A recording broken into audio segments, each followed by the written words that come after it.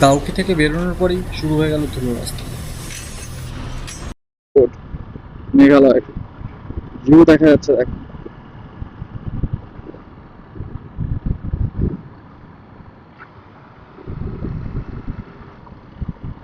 দেখো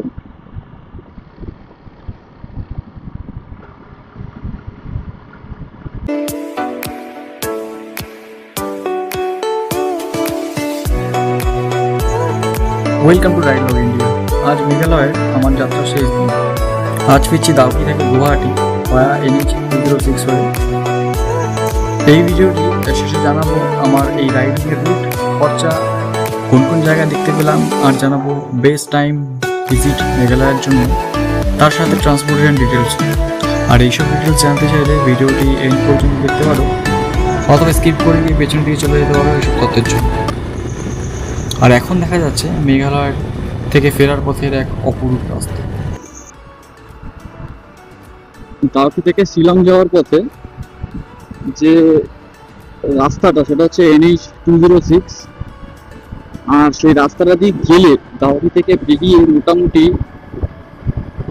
10 কিলোমিটার আসার পর যে ভিউটা দেখতে পেলাম, যে ল্যান্ডস্কেপ, যে ভিউ, অসাধারণ অসাধারণ এক ল্যান্ডস্কেপ, অসাধারণ ভিউ। এটা দেখতেই পাচ্ছ তোমরা এইদিকে। এটা একটা স্কুল,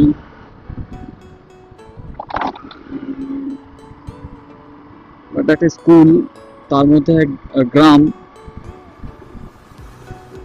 আর সামনের ল্যান্ডস্কেপটা দেখাই যাচ্ছে কতটা সুন্দর।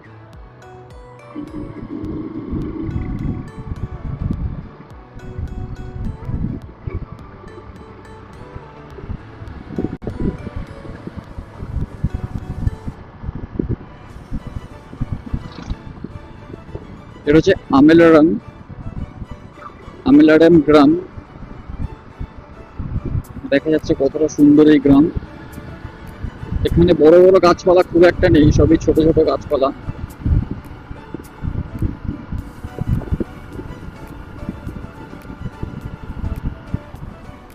সোজা চলে গেলে জোয়াই, ঠিক এদিকে গেলে নোনাবার্গ, আর ডান দিকে গেলে মুক্তারপুর। একটা মেইন বাস স্ট্যান্ড বলা যেতে পারে এটা আমালারাম। আমরা জোয়াইয়ের দিকে যাব।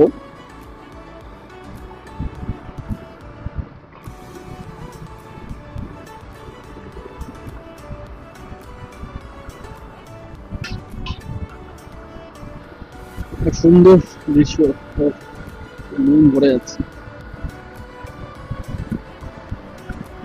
পাহাড়ের এই ল্যান্ডস্কেপ দেখে। জোয়াই 25 কিলোমিটার। ঠিক এই রাস্তাটা থাঙ্গাবুলির দিকে যায়, কোনো এক গ্রাম মেঘালয়ের ভিতরে।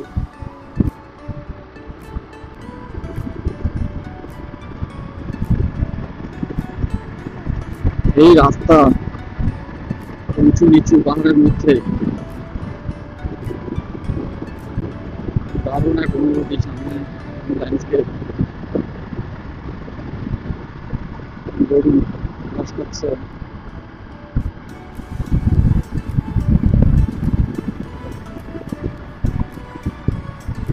সুন্দর লাগলো।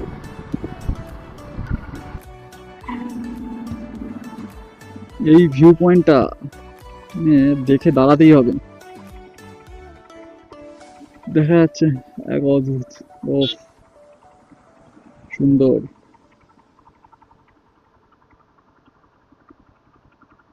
এখন রাস্তা চলে গেছে সাইড থেকে, আর এই সাইড থেকে দেখা যাচ্ছে পাহাড়ের ওপরে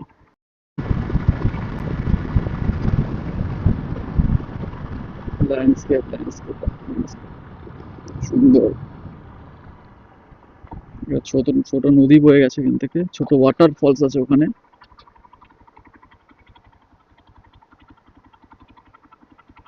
জানি না দেখা যাচ্ছে কিনা ওয়াটার ফলসটা।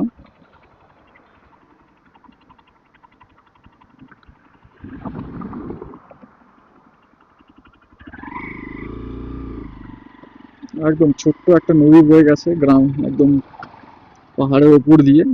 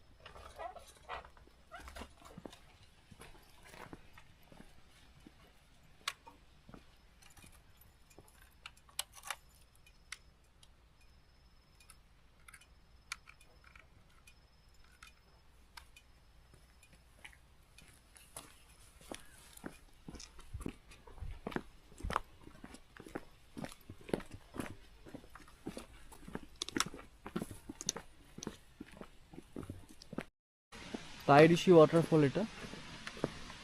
এই যে এই জলটা মনে হয় ধরে রেখে এটাই ওয়াটারফল বানিয়ে দিয়েছে। একদমই লোকজন নেই, ফাঁকা হয়ে রয়েছে পুরো।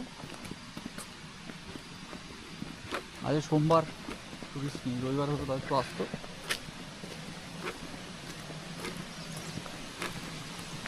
দেখি যাই।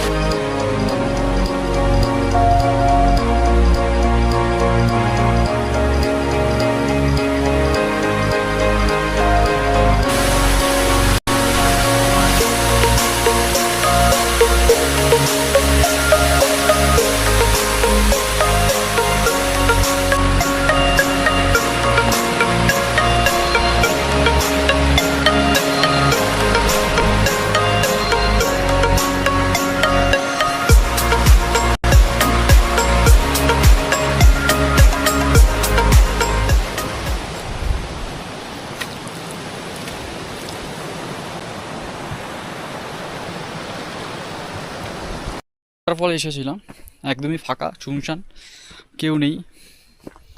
ওয়াটারফল তো দেখতেই পেলাম, সুন্দর লাগলো খুব। এখন আবার গুয়াহাটির দিকে রিটার্ন করব।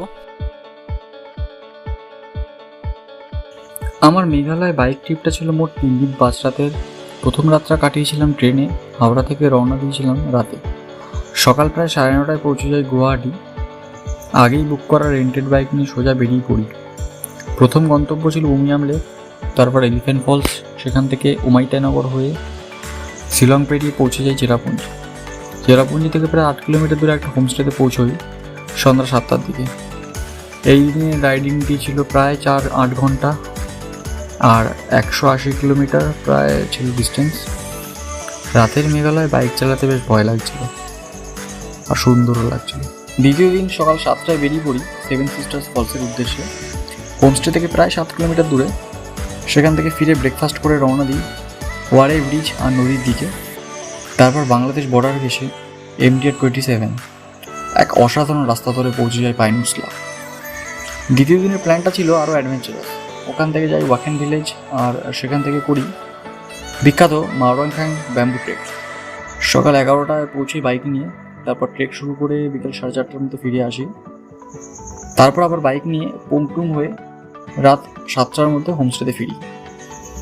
আর এই দিনে প্রায় 4.5 ঘন্টা বাইক রাইডিং করেছিলাম, আর 130 কিলোমিটার মতো রাইডিং করা হয়েছে। তৃতীয় দিন পোংটুং থেকে রিভাইগ্রাম হয়ে বাংলাদেশ বর্ডার সাইডের রাস্তা ধরে পৌঁছাই দাউকি। কিন্তু দুর্ভাগ্যবশত দাউকি সেই বিখ্যাত স্বচ্ছ জলটা সেদিনে দেখা হয়নি। কারণটা ডেসক্রিপশানে গিয়ে দাউকি ভিডিওটা দেখলেই বোঝা যাবে। মনটা একটু খারাপ নিয়ে ফিরতে শুরু করি শিলংয়ের দিকে, জয়দাউকি রোড NH 206 রোড থেকে। ফেরার পথেই পরে ঋষি ফলস, স্ট্রেঞ্জ কেভ আর সেই অপূর্ব পাহাড়ি রাস্তা, যা এই ট্রিপটাকে আরও স্পেশাল করে তোলে। শেষে উমলিং হয়ে এখন মাওরাংখাং পেরিয়ে বৈরুমবং হয়ে গুয়াহাটির দিকে ফিরছি। প্রায় 9 ঘন্টা রুট আর প্রায় 250 কিলোমিটার রাস্তা। তারপর ফেরার পালা ট্রেন ধরে কলকাতায়। এই পুরো ট্রিপে খরচ হয়েছিল প্রায় 11,000 টাকা। বাইক রেন্ট ছিল 1200 টাকা প্রতিদিন, মোট 3,600 টাকা 3 দিনের। প্রায় 600 কিলোমিটার রাইডে ফুয়েল খরচ হয়েছিল 2,000 টাকা। বাইকটা ছিল এক্সপালস। আর 2 রাতের খরচ হয়েছিল থাকার জন্য 3,000 টাকা, আর খাওয়ার জন্য আর অন্যান্য নিয়ে প্রায় 2,500 টাকা মতো। তো দুজন গেলে টোটাল খরচ পড়বে 11,000 টাকা, দুজন গেলে খরচ পড়বে 5,500 টাকা করে ট্রেনের ভাড়া বাদে। ভ্রমণের সেরা সময় যদি শুকনো মেঘালয় দেখতে চাও তাহলে অক্টোবর থেকে মার্চ, আর যদি মেঘ, বৃষ্টি আর সবুজের আসল সৌন্দর্য দেখতে চাও তাহলে বর্ষাকালই বেস্ট। বাইক ছাড়াও এই রুট কভার করা যায় রেন্টেড কার বা লোকাল ট্রান্সপোর্টে। চেরাপুর পর্যন্ত লোকাল ট্রান্সপোর্ট পেয়ে যাবে, কিন্তু তারপর MDR 27 রোড আর লোকাল ট্রান্সপোর্ট অ্যাভেলেবেল নেই, কারণ একটু রিমোট বাংলাদেশ বর্ডার। আর ব্যাম্বু ট্র্যাক যেতে হলেও রেন্টেড কার নিয়ে যেতে হবে। দাউকি থেকে আবার লোকাল ট্রান্সপোর্ট সঙ্গে চেঞ্জ করে করে আসা যাবে গুয়াহাটিতে। তবে সব জায়গায় কভার করতে গেলে এইভাবে একটু বেশি সময় লাগবে, প্রায় 5 থেকে 6 দিন। কারো যদি কিছু জানার থাকে কমেন্টে জানিও। মেঘালয়ের এই কথা এখানেই শেষ। আবার দেখা হবে নতুন কোনো রাইডিং রুটে, রাইড লগ ইন্ডিয়ার নতুন কোনো চ্যাপ্টারে।